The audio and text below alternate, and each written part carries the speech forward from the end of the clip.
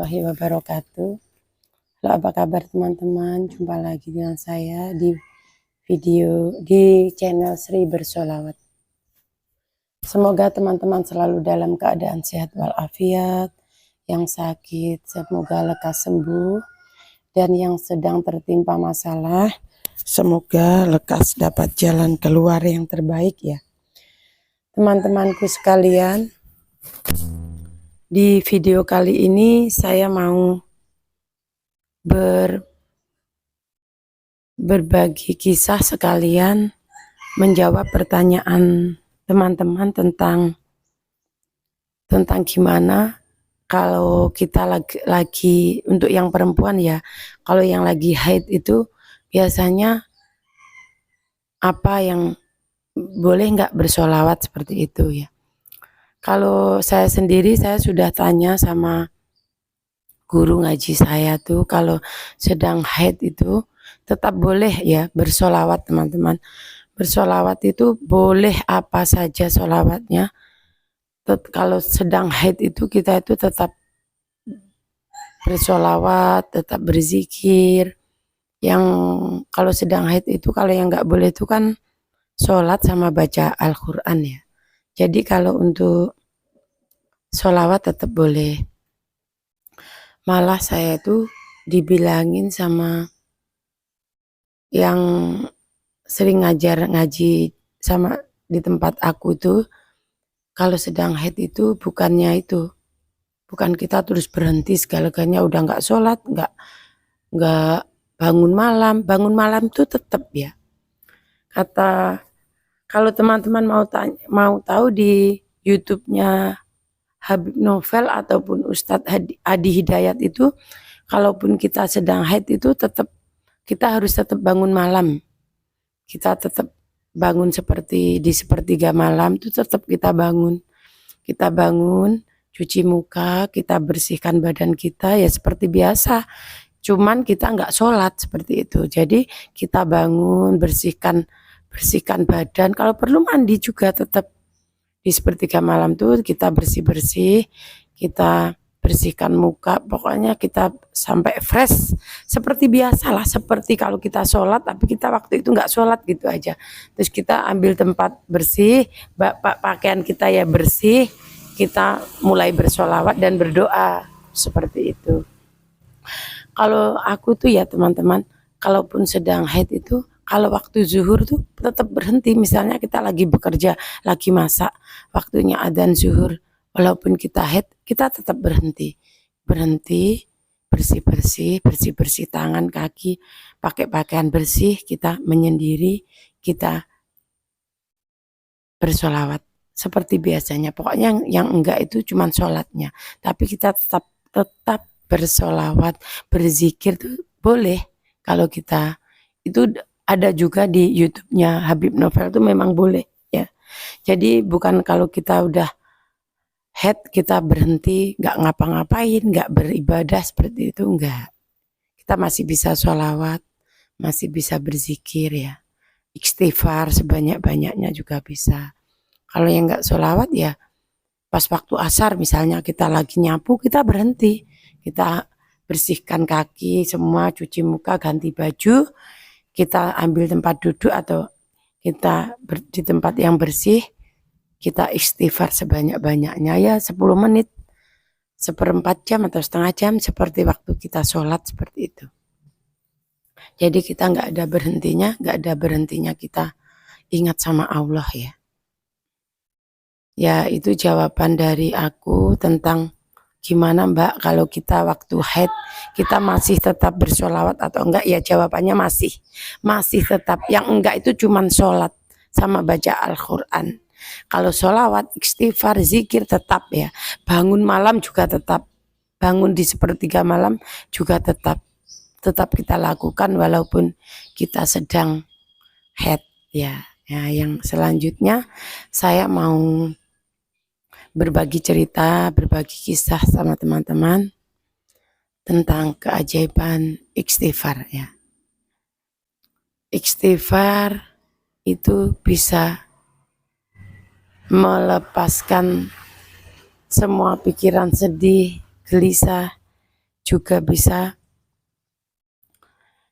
melapangkan dada kita. Gak benar kalau kita itu istighfar sebanyak mungkin, akan ada pertolongan yang tidak kita sangka-sangka ya teman-teman.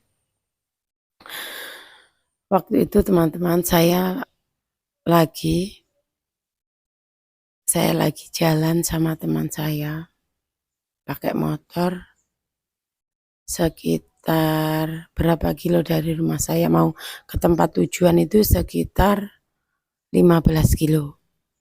Terus kami naik motor berdua, sampai di tengah jalan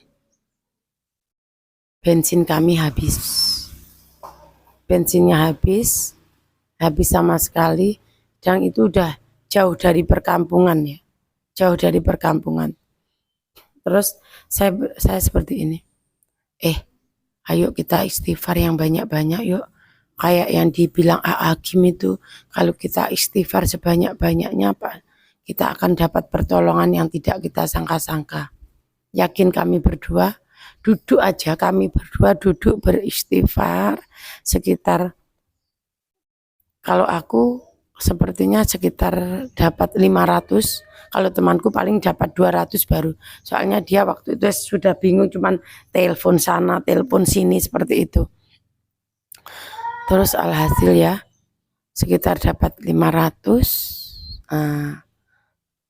Teman saya, ada lagi teman saya yang lewat pakai mobil pickup.